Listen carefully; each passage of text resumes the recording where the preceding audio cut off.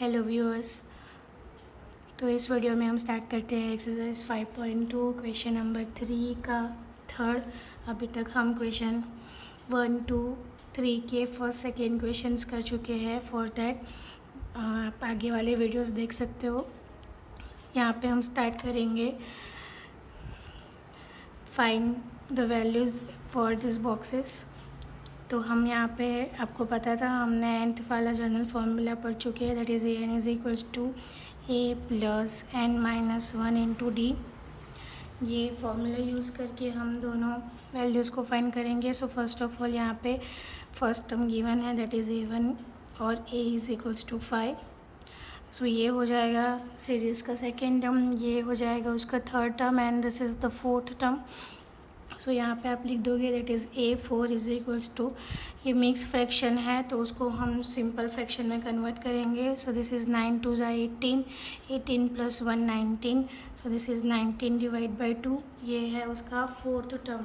सो fourth term को हम ये वाला फॉर्मूला यूज़ करके भी लिख सकते हैं। कैसे? That is a plus 4 minus 1 into D. So this is a plus 3d।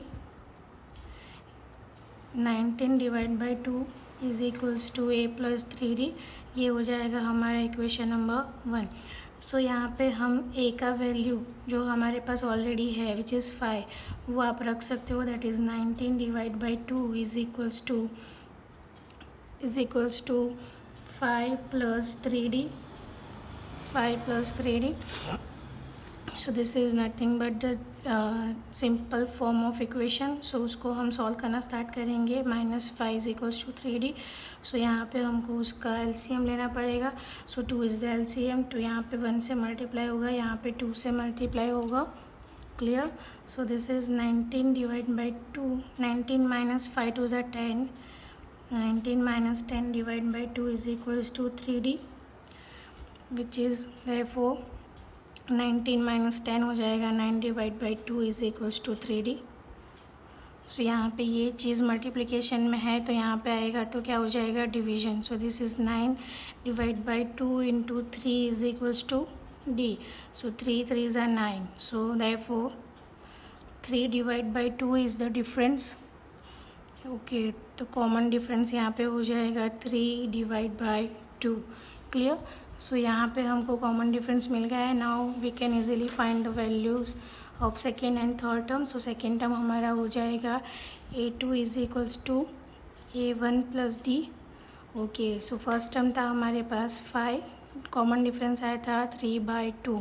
So now we have to take the LCM. So this is 2 and 1, 5 2s are 10, 10 plus 3 divide by 2. So the second term will be 13 divided by 2. Okay, now the third term आप general formula use करके भी कर सकते हो और आप चाहो तो डायरेक्टली भी कर सकते हो। That is a2 plus D. एक बार मैंने यहाँ पे नॉर्मल फार्मूला यूज़ करके दिखाया, अभी मैं उसका जनरल फार्मूला यूज़ करके दिखा दी हूँ। That is a plus 3 minus 1 into D. So A था हमारे पास 5 plus 3 minus 2 that is 2 into common difference है हमारा 3 बाई 2। सो ये 2 2 कट हो जाएगा, 5 प्लस 3 हो जाएगा हमारा 8। ओके, सो हमारा थर्ड टर्म जो हो जाएगा वो हो जाएगा 8। ओके, सो यहाँ पे जो बॉक्सेस थे उसमें वैल्यूज़ क्या आएगी? 5, उसके बाद आएगा 13 divide by 2 and the third value is 8। Clear? Now question number 4, जिसमें फर्स्ट टर्म दिया है, उसके बाद सेकेंड, थर्ड, 4, 5 और 6 टर्म दिया है हमारे पास। Okay, so first of all write a1 that is a is equals to -4। Okay, दूसरी वैल्यू क्या दी गई है? Sixth term. So a6 is equals to 6। Clear? So सबसे पहले हम जनरल फॉर्मूला यूज़ करके a6 का दूसरा वैल्यू फाइंड करेंगे। a6 is equals to a plus 6 minus 1 into d. So this is a plus 5d. So 6 is equals to a plus 5d हो जाएगा। This is equation number 1. Clear? So यहाँ पे हम a का value रख देंगे, that is -4. Therefore 6 is equals to -4 plus 5d. Therefore 6 plus 4 is equals to 5d. Therefore 10 is equals to 5d. Clear? Therefore difference d हो जाएगा 10 divided by 5 is equals to d. Therefore 2 is equals to d. Therefore difference d is equals to 2. Clear? सो अब यहाँ पे सारी values easy हो जाएगी. That is a2 is equals to हो जाएगा a1 plus d. So this is -4 plus 2. -4 plus 2 हो जाएगा -2. a3 हो जाएगा a2 plus d which is -2 plus 2 which is equals to 0. a4 हो जाएगा a3 plus d which is 0 plus 2 is equals to 2. And a5 हो जाएगा हमारा a4 plus d which is 2 plus 2 is equals to 4. So brackets में value आ जाएगी. This is -2 0 2 4 and 4 plus 2 that is 6. सो ये हमारे जो बॉक्सेस फिल हुए हैं वो करेक्ट है. Okay, now the fifth one.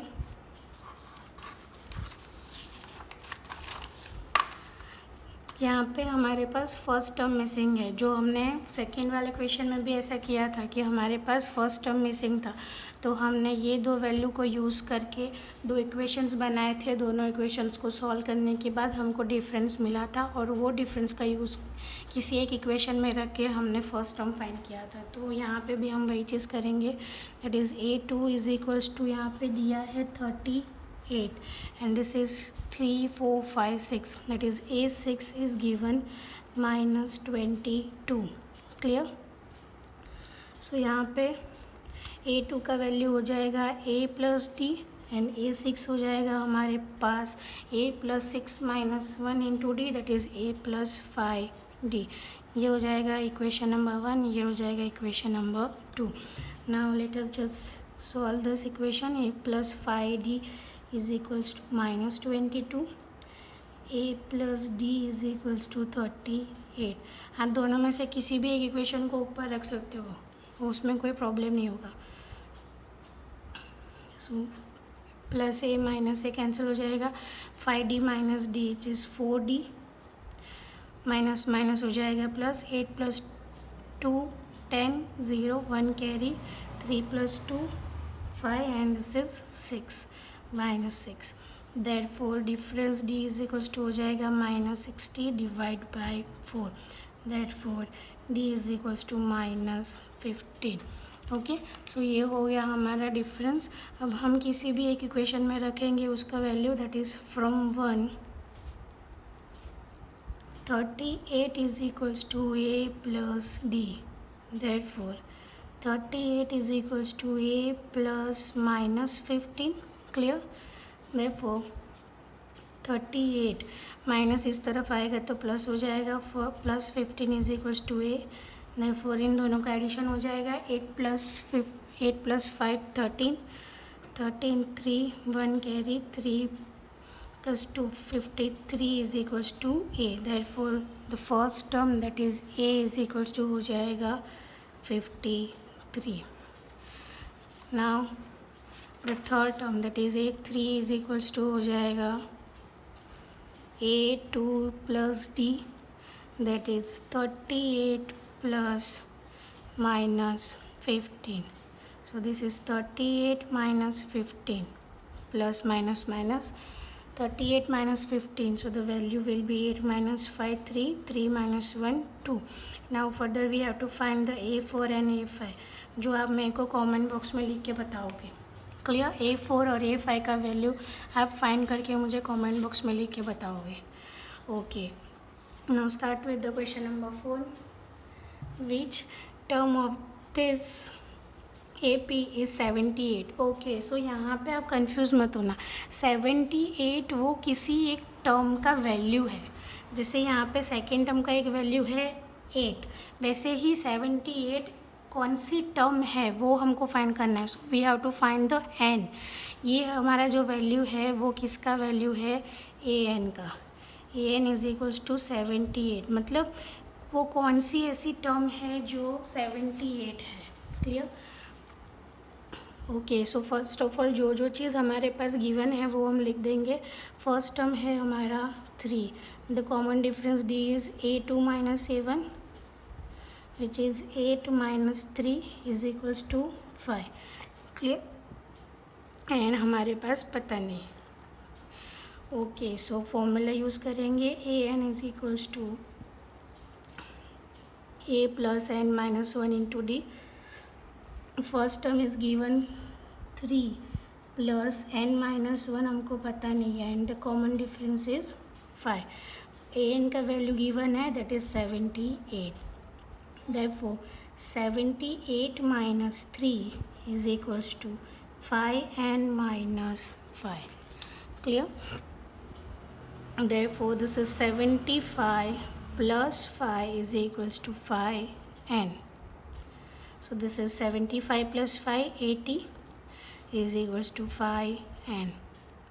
So, 80 divided by 5 is equals to n. Therefore, 18 divide by 5 हो जाएगा हमारा 16. तो therefore n is equals to 16. Clear.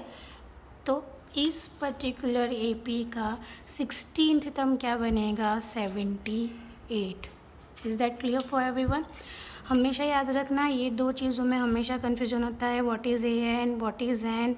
N वो पर्टिकुलर टर्म होता है जो AP का एक बेस होता है, जैसे first term, second term, third term, nth term.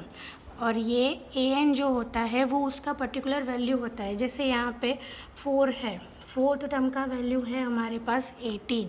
वैसे यहाँ पे n हो जाएगा 4 और उसी 4 का वैल्यू हो जाएगा 18. क्लियर. ये मैं बार बार इसलिए बता रही हूँ कि बच्चों को बहुत कन्फ्यूजन होता है इन दोनों पर्टिकुलर नंबर्स में कि what is a n, what is n. So be clear, keep learning. Thank you. Like, share and subscribe the channel.